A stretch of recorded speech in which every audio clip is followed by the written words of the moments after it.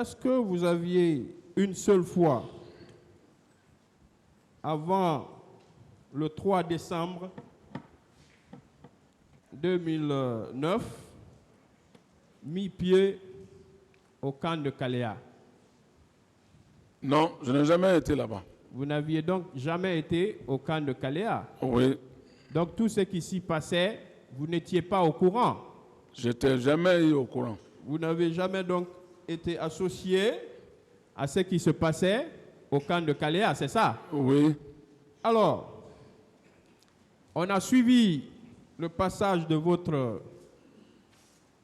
l'aide de camp d'alors du capitaine Moussa Dadis Camara, qui a fait des incantations coraniques dans cette salle, malgré qu'elle soit bancale, car la prononciation laissait à désirer, qui a voulu se faire passer pour un érudit qui maîtrise parfaitement le Coran.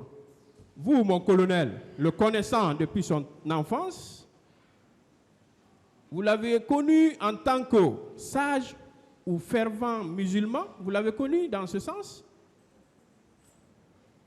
Qui? Toumba, alias Toumba, Voilà. Abakar Diakité. Est-ce que vous l'avez connu comme un fervent musulman? Comme il a voulu faire croire aux Guinéens et à ce tribunal qu'il était un sage, un érudit? Non, généralement, comme c'est des musulmans. Oui, mais est-ce que vous l'avez connu comme un fervent pratiquant? Ah, je n'ai pas découvert ça. Vous ne l'avez jamais découvert dans ce sens? Oui. Selon vous, est-il un animiste ou un musulman? Ce n'est qu'ici que moi j'ai découvert tout ça. C'est ici que vous avez découvert qu'il était musulman? Non, je sais qu'il était musulman, mais comment on appelle ça? Le Coran, là, moi, c'est ici que moi j'ai su ça. C'est ici que vous avez découvert cela. Voilà. Donc on l'a laissé dire tout ça ici, hein? On ne l'a pas interrompu une fois. S'il vous plaît, une fois de Alors, plus, pourquoi vous aimez attaquer le tribunal? Vous devez, s'il vous plaît, vous devez courtoisie et parce que quand vous dites qu'on l'a laissé faire, ça c'est un mot qui est adressé au tribunal. Parce que c'est le tribunal qui laisse les gens parler. Pourquoi vous aimez faire ça? Pourquoi vous ne posez pas des questions sans vous attaquer au tribunal? Le tribunal a laissé M. Diakité le faire. Pour répéter ce que vous avez dit, mais le tribunal a laissé tous les autres accusés dire tout ce qu'ils veulent dire. Ce n'est pas seulement M. Diakité. Tous les autres accusés qui se sont précédés ici, qui se sont suivis à la barre de cette audience, ont dit tout ce qu'ils ont voulu dire, y compris M. Claude Pivy qui est à la barre. On l'a laissé dire tout ce qu'il a voulu dire. Est-ce qu'on vous a interrompu? Non. C'est quand vous avez dit que vous n'avez rien à dire. Ou bien, bien que sûr. le tribunal a commencé à vous poser des questions. Bien.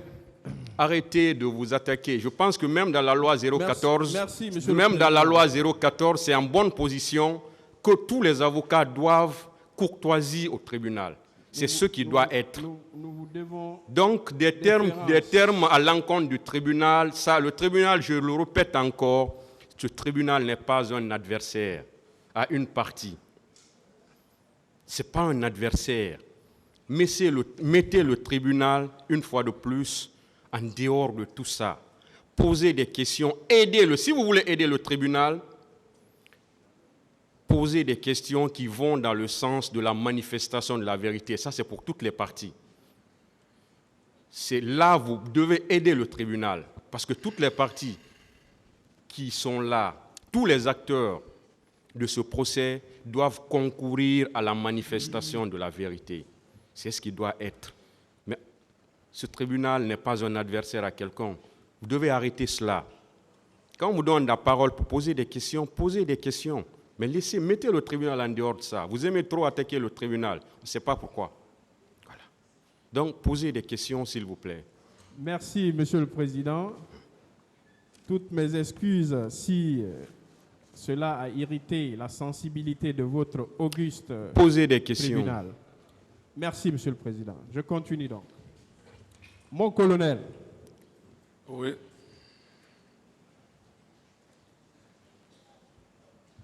Alors,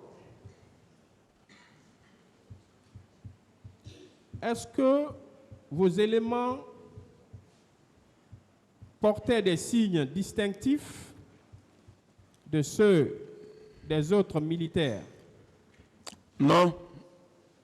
Donc tous vos éléments étaient des bérets rouges, c'est cela? Une fois, comme j'avais bien dit, une fois que au niveau du régiment ou au niveau de la présidence, là, tout le monde est obligé à porter le béret rouge. Le béret rouge. Personnellement, sauf les éléments de colonel Tebro qui portaient le béret vert. D'accord. Alors, lorsque parmi les partis civils, en l'occurrence, le président Elhadji Cellou Dalein Diallo a fait une telle déclaration en identifiant et en décrivant la scène qui s'est déroulée, notamment le fait par le commandant Aboubakar Diakité alias Toumba et ses hommes de faire irruption dans l'enceinte du stade ce jour et de se mettre à tirer sur la foule, d'accord, en créant toute cette débandade, causant ainsi des centaines de morts, s'il faut le dire, mais aussi toutes ces atrocités qui ont été commises ce jour au sein du stade. Est-ce que cette déclaration, à votre avis, parce que vous n'avez jamais été identifié par une des parties civiles, comme quoi vous étiez dans l'enceinte du stade. Parce que ceux qui disent que vous étiez là, disent que vous étiez à côté du stade, en face du stade avec vos hommes. Mais ils ne disent pas que vous étiez dans l'enceinte du stade, ils ne disent pas que vous aviez tiré sur quelqu'un. Quelle est la question? Est-ce que le fait, par Elhadji Cellou Dalein, de faire cette déclaration ne constitue pas une preuve de l'implication du commandant Aboubakar Diakité dans cette affaire du 28 septembre? N'est-ce pas la preuve qu'il est impliqué? Ah, comme ça c'est l'une des preuves. C'est l'une des preuves. Oui. Parce que vous êtes allé demander au président capitaine Dadis, est-ce que c'est lui qui avait ordonné à Aboubakar Diakité dit Toumba de se rendre au stade? Vous lui avez posé cette question, n'est-ce pas? Bien sûr. Qu'est-ce qu'il a répondu? Ah, il m'a dit qu'il n'en sait rien. Qu'il n'en sait rien. Ouais. Donc ça veut dire qu'il ne lui a jamais donné l'ordre de se rendre au stade. Bien sûr. S'il est allé au stade, parce que moi ça m'intéresse, s'il est allé au stade ce jour, est-ce que ce n'était pas dans l'optique de saper l'élan qu'avait pris le CNDD d'alors? Est-ce que ce n'était pas dans ce but?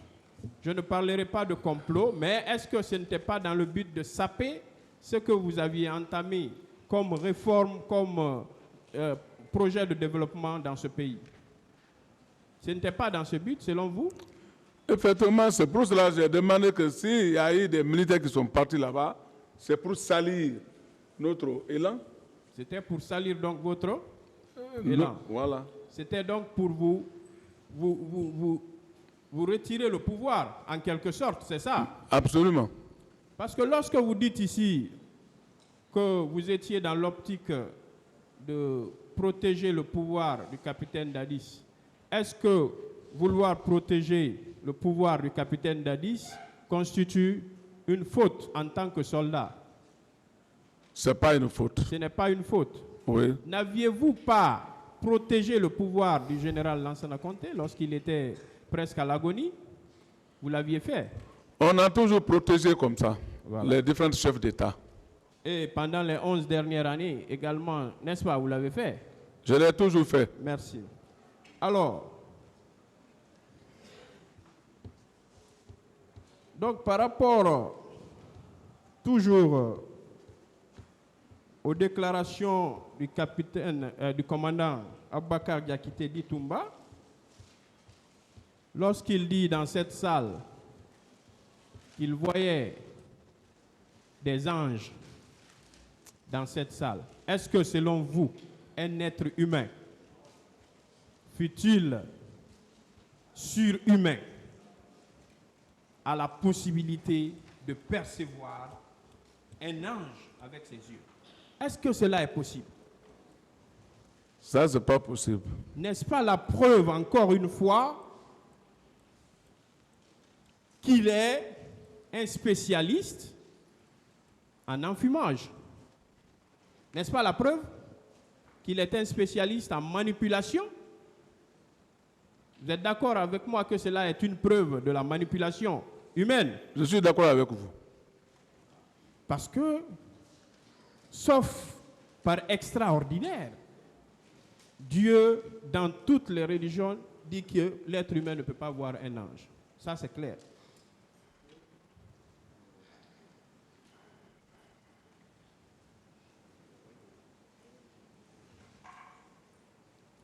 Alors, mon colonel,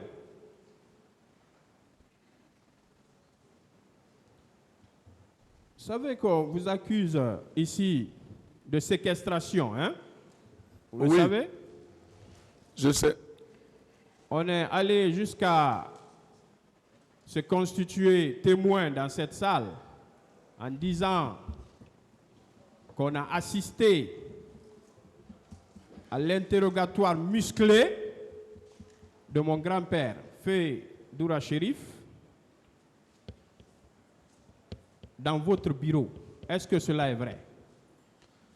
Moi, je connais ce monsieur, j'ai beaucoup de respect pour ce monsieur, je n'ai jamais le fait. On est allé également dans cette même salle jusqu'à dire que vous aviez fait irruption chez des présumés narcotrafiquants et que vous auriez emporté tout ce qui était là-bas comme numéraire. On a dit en devises, dollars, euros, et que c'est vous et le colonel Kegoro qui auraient également procédé à l'enlèvement de tout ce qui était granit, tout ce qui était gravat sur les chantiers de M. Kalo. Est-ce que vous vous êtes rendu coupable de ces faits? Moi, je ne suis pas coupable de ça. Je n'ai jamais fait ça. Vous n'avez donc jamais fait ça? Oui. Parce qu'on a voulu attirer l'attention du tribunal sur ces faits en disant qu'il cherchait à faire un raccordement entre des faits qui précèdent les événements du 28 septembre et les événements dits du 28 septembre. C'est-à-dire qu'on cherchait à faire un raccordement. Vous comprenez? Bien sûr. Est-ce que vous vous êtes rendu coupable une seule fois de pillage? Moi, je n'ai jamais pillé. Vous n'avez jamais pillé un Guinéen? Non. Vous vous êtes jamais rendu chez M. Kalo? Mais comme il est vivant, il n'a qu'à le faire si. Il n'a qu'à venir témoigner s'il m'a vu une fois chez lui. Oui, de toutes les façons, nous ne sommes pas là pour le dossier Kalo, nous sommes là pour les événements du 28 septembre. Mais puisqu'on a invité ce dossier dans cette salle, il faudrait que moi, en tant que votre conseil, que je vous repose la même question pour éclairer la lanterne du tribunal sur ces faits. Vous comprenez? Bien. Donc, vous n'avez jamais fait irruption chez Kalo en emportant des numéraires. Je suis d'accord avec vous. Vous n'avez jamais fait irruption chez lui? Non, je n'ai jamais été chez lui. Vous n'avez jamais commis de pillage chez lui? Je n'ai jamais commis de pillage. Chez lui, n'est-ce pas? Oui. Vous n'avez jamais torturé Doura Chérif, paix à son âme? Paix à son âme. Vous ne l'avez jamais torturé? Plus grand jamais. Vous n'avez jamais séquestré Elhaj Daouda Sissé, le diamantaire? Non. Vous ne l'avez jamais fait? Jamais. Tout ça a été dit dans cette salle, hein? Vous ne l'avez jamais fait? Je n'ai jamais fait. Alors, qu'est-ce qu'on vous reproche alors, mon colonel? Il y a des citoyens guinéens qui disent avoir été victimes de pillage, que vous auriez attaqué leur commerce en emportant d'importantes sommes d'argent et aussi des biens matériels, ok? ces citoyens, pour certains, ils disent ne vous avoir pas vu sur les lieux, mais qu'on les a dit, on les a remonté que c'était les hommes de Pivi. Est-ce que vous aviez des hommes à l'époque qui procédaient à ces genres de pratiques et que, en toute connaissance de cause, vous avez pris l'initiative de protéger ces personnes? Est-ce que vous aviez dans vos rangs des hommes qui posaient de tels actes? Non. Jamais, n'est-ce pas? Plus grand jamais.